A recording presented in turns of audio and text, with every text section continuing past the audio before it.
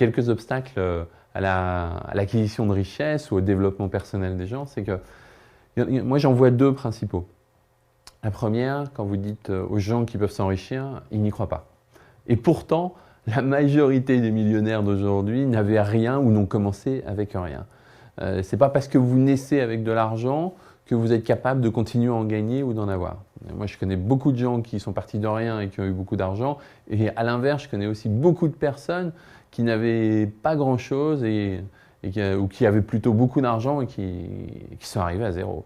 Donc, déjà, naître avec de l'argent n'est pas une condition au fait que n'est pas une garantie que vous continuerez à en avoir. Donc la première, les gens ne croient pas en eux. Et la deuxième, qui est plutôt une conséquence, si les gens ne croient pas en eux, ne croient pas qu'ils peuvent s'enrichir, ben, ils font rien, tout simplement. Ils font rien. Donc on leur donne quelques recettes, ça leur semble tellement facile, parce que s'enrichir, c'est pas si difficile que ça, améliorer sa vie, c'est pas si difficile que ça, mais aux gens, ça leur semble tellement facile qu'ils ne font pas les choses. Et ça m'a toujours étonné et sidéré.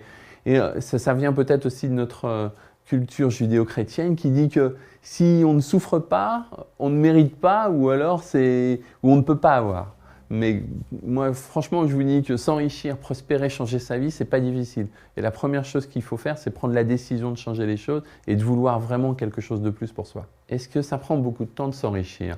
Déjà, vous ne pouvez pas le faire en 5 minutes. Les seuls qui peuvent le faire en 5 minutes, c'est de jouer au loto. Bon, moi, personnellement, je ne connais pas les numéros, sinon je les aurais déjà utilisés depuis longtemps. S'enrichir, ça ne prend pas plus de temps que de s'appauvrir.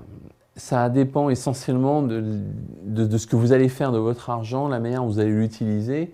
Et c'est ça qui va déterminer la direction dans laquelle vous allez aller. Quelqu'un qui a 0 aujourd'hui, qui dépense plus que ce qu'il gagne, va s'appauvrir. Quelqu'un qui gagne 1000, mettons 1000 euros, qui n'est pas une paye, qui est vraiment le SMIC net, je veux dire, à partir du moment où il dépensera moins que ce qu'il gagne, il commencera à s'enrichir.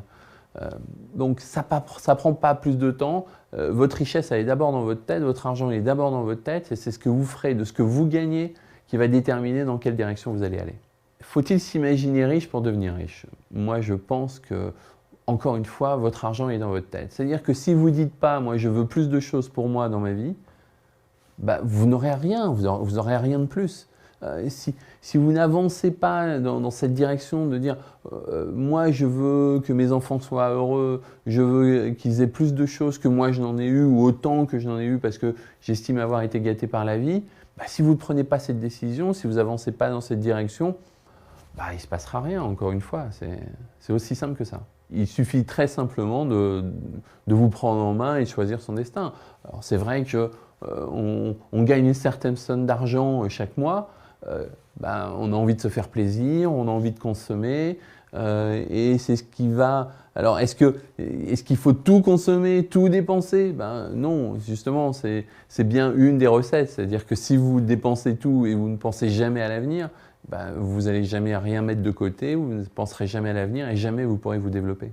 Le premier bonheur, c'est de pouvoir vivre correctement, c'est-à-dire de pouvoir se loger, de pouvoir manger et de pouvoir subvenir aux besoins de ses enfants. Dès que vous allez dépasser ce stade-là, tout le reste, c'est du superflu. Donc, est-ce que, à partir du moment où vous pouvez vous manger correctement, vous pouvez vous loger correctement, est-ce qu'avoir le dernier téléphone portable à la mode, est-ce que ça vous apporte du bonheur ? C'est un peu la question qu'il faut se poser. Si votre bonheur il est associé qu'à l'aspect consommation, le jour où vous ne pouvez plus consommer, vous ne pouvez plus être heureux. Je pense que là, il y a quand même des bases qui sont à réviser et que la société de consommation nous a emmenés sur des pentes très glissantes et très dangereuses pour beaucoup de gens. Se payer en premier, c'est surtout qu'est-ce que ça représente. Se payer en premier, ça veut dire, d'un point de vue très concret, ça veut dire que vous rentrez votre salaire, je vais dire 2000 euros, ben, se payer en premier, vous dites que d'abord, je prends 200 euros pour moi que je vais, dans un premier temps, épargner.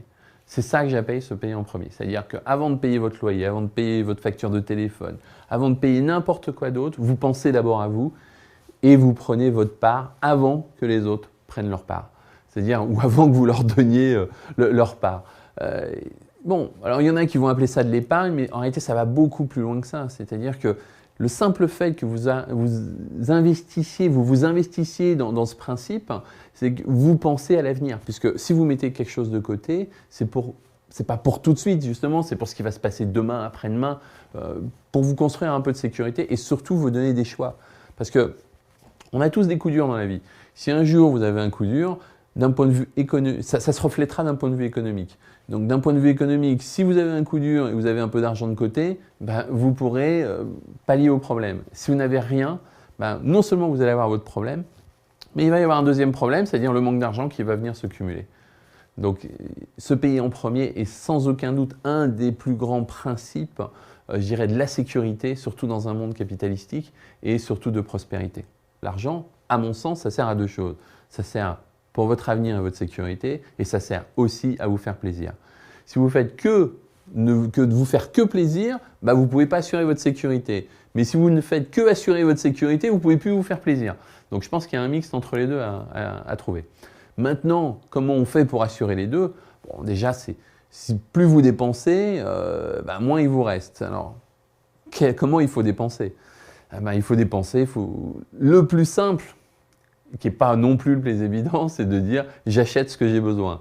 Et peut-être aussi d'éviter dans le piège de la société, de tomber dans le piège de la société de consommation qui veut toujours vous faire consommer plus, comme je disais tout à l'heure, en assimilant consommation et bonheur.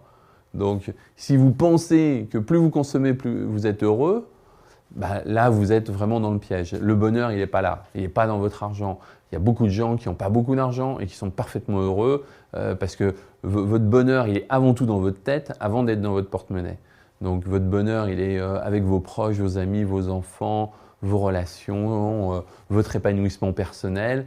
Et encore une fois, il n'est pas dans les magasins. Alors je ne dis pas, encore une fois, qu'il faut se frustrer, se priver. Faites-vous plaisir, c'est très important pour avoir le plaisir de vivre.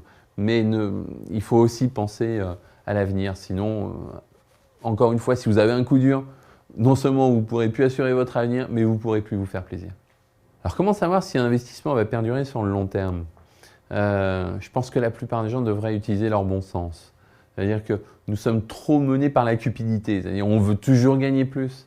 Mais gagner plus, c'est donc vouloir toujours un petit peu plus. Et c'est souvent le petit peu plus qui nous fait perdre tout ce qu'on a gagné avant. Il y avait, je crois que c'était le baron Rothschild ou Rockefeller, je ne me rappelle plus, c'est l'un des deux qui disait « Je me suis enrichi en vendant toujours trop tôt ». C'est-à-dire qu'il achetait des investissements, des actions pour la banque ou pour ses clients et il les vendait trop tôt. C'est-à-dire qu'il disait « Ok, on a gagné 20%, on s'en va, on a bien gagné notre vie ». Alors même si l'action montait 30, 40, 50, 100% plus haut. Bon, il ne faut pas être trop gourmand. Maintenant, vous ne pourrez jamais, vous êtes dans un marché immobilier, vous pouvez acheter quand c'est pas cher, mais vous ne pouvez jamais savoir quand ça sera le plus cher. Le problème de la plupart des gens, c'est qu'ils achètent quand c'est très cher. Et ils pleurent parce que les prix plongent et ils revendent quand ça a baissé parce qu'ils ont peur que ça aille encore plus bas et généralement, c'est la manière dont ils perdent de l'argent. Donc, la meilleure protection, c'est son bon sens.